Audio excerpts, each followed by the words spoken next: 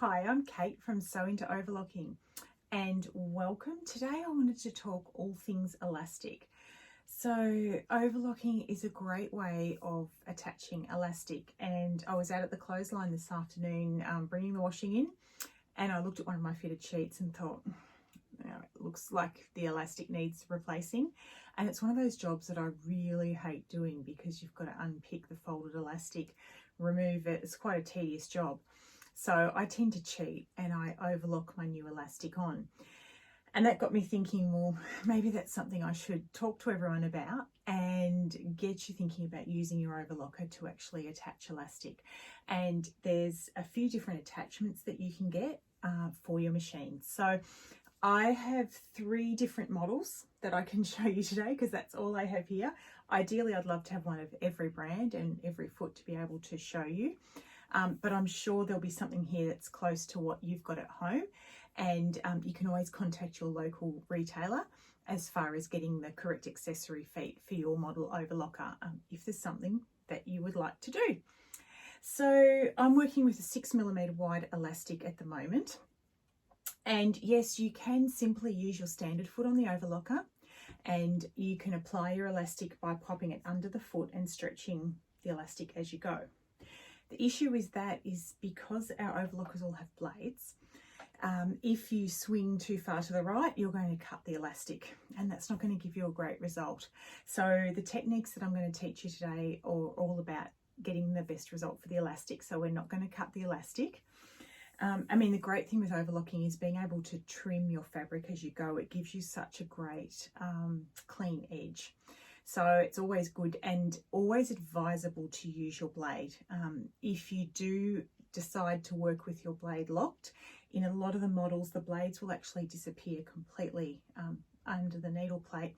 And the problem with that is if you do lose concentration and you swing too far right, you can put too much fabric into your machine, and then your upper looper can pierce that and it can cause you a whole lot of trouble. So I always recommend working with the blade and just using the right accessory foot to help you get the result that you need. So we're going to have a look first of all at this Benina L450.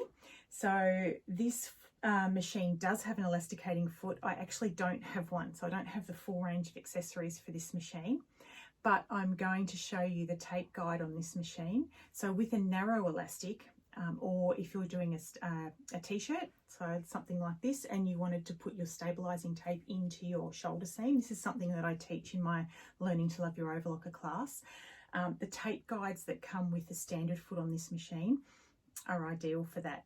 So I'm going to move the camera a little bit closer and we're going to have a look at that.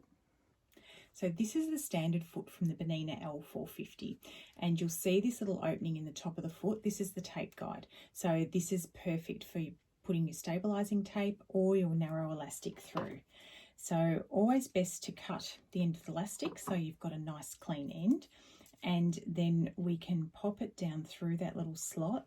6mm is the maximum that you're going to get through this foot. So sometimes you have to persuade a little bit with some tweezers, and you'll see there that I've now got that through the foot. So you have a bit of a tail sitting through the back there, and the needle position is here, so it's going to pop the elastic in the correct position for your 4-thread overlock to actually put that in place.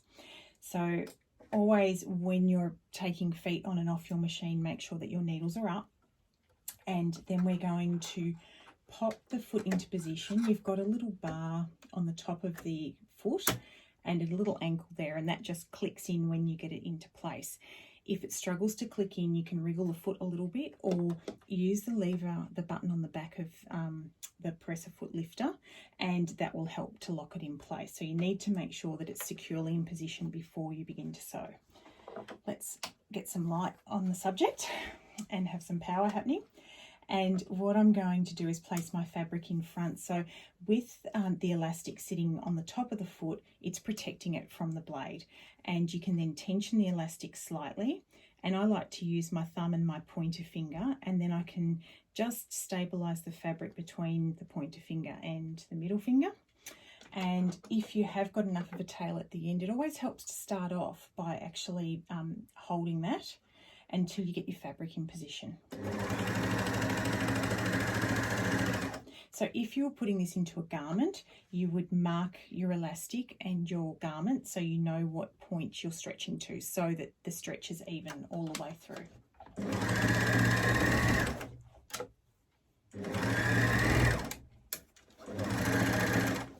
Once you've got to the end, we can just snip the elastic and chain it out.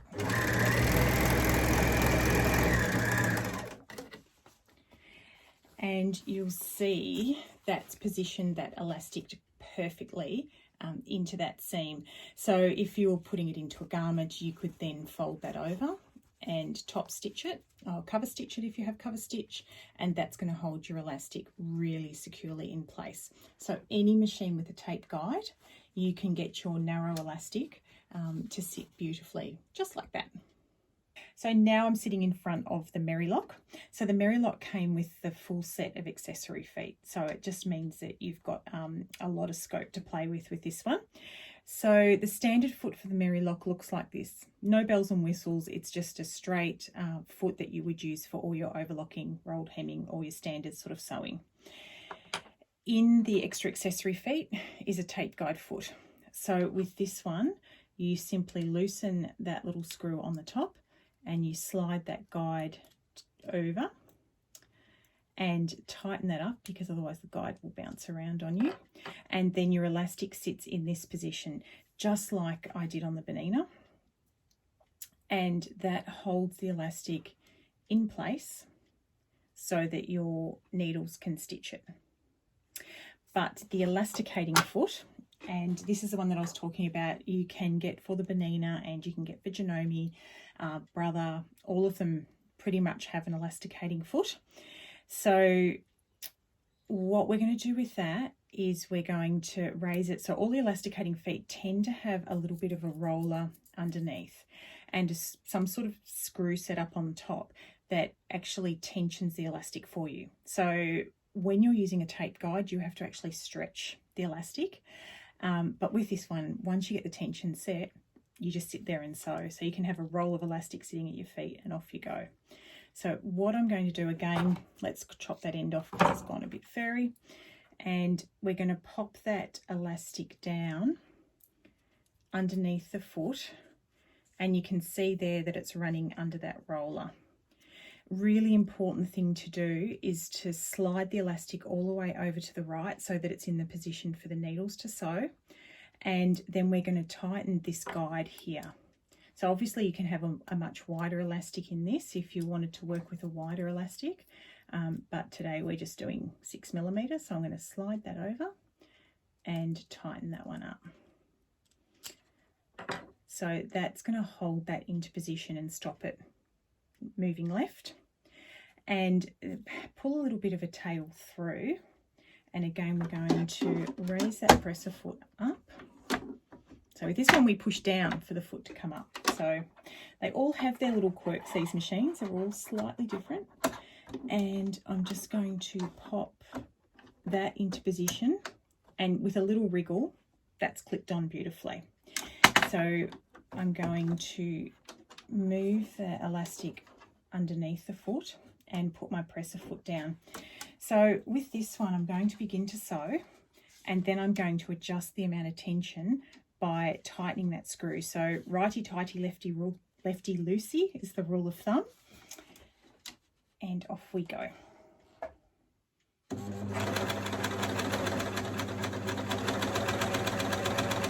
So that's not stretching very much at all. So to get a better stretch or more stretch, I'm going to just turn that little screw on the top.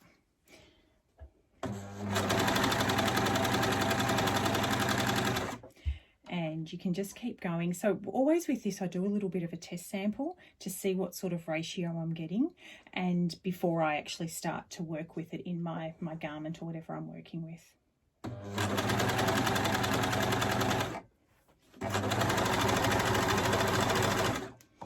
Again, we just cut the elastic off the top and just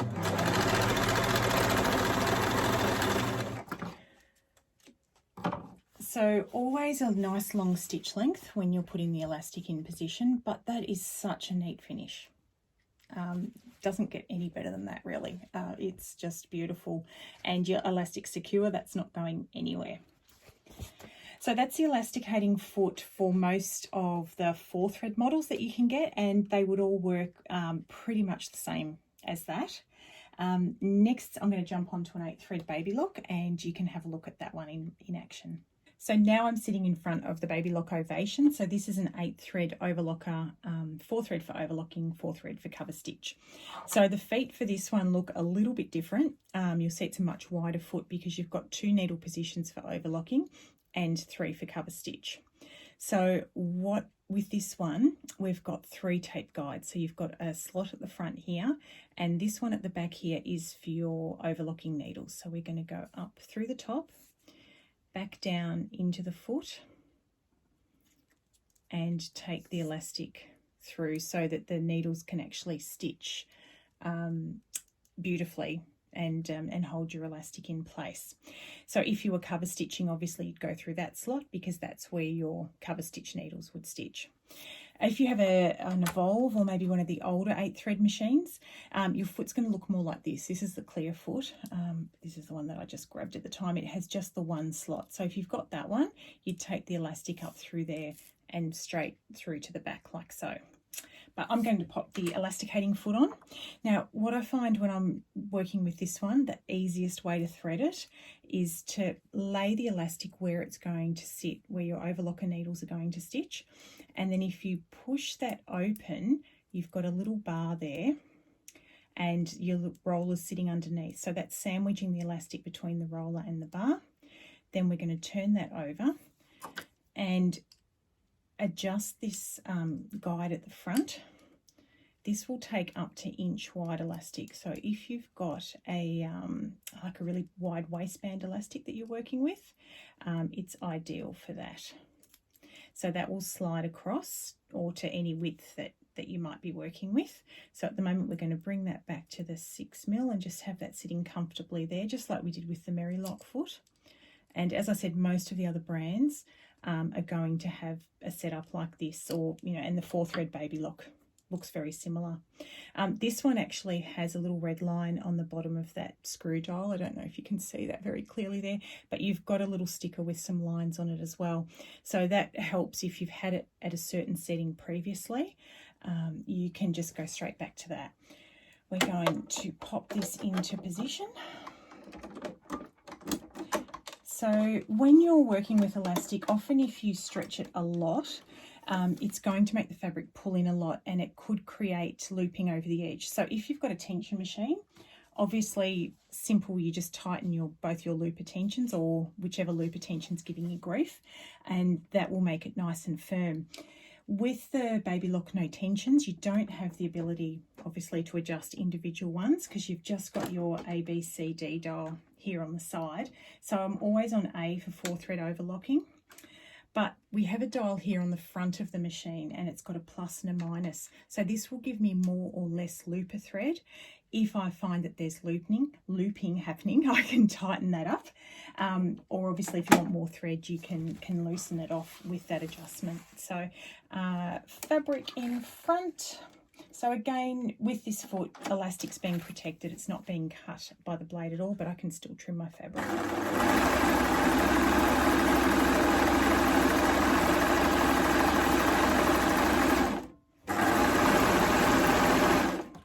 Just snip that off there.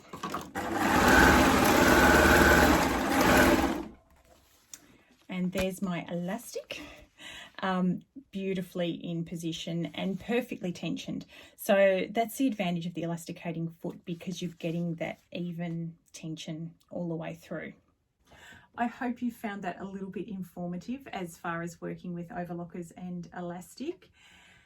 I have to get to fixing this now. If you do have a cover stitch machine, you can look at my tutorial on knit binding.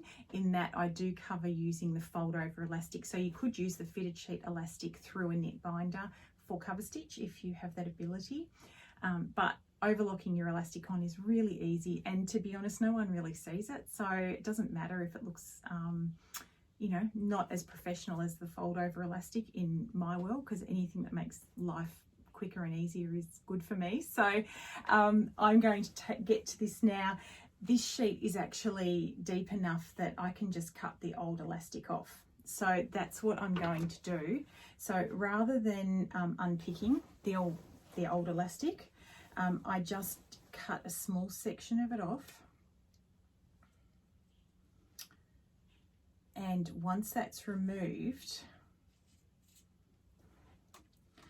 I can then place that under the machine, and my blade can continue to trim all the way as I go. That will then stitch the elastic on, so it's going to look something like this when it's finished. And I can just sit with the roll of elastic at my feet. Much easier than sitting and trying to fold over the elastic and stitch it on a sewing machine. So I hope you've enjoyed it. Please get in touch with me if you have any questions. Sew Into Overlocking on Facebook and Instagram, and my website is sewintoOverlocking.com. I hope to see you soon. Stay safe and take care. Bye for now.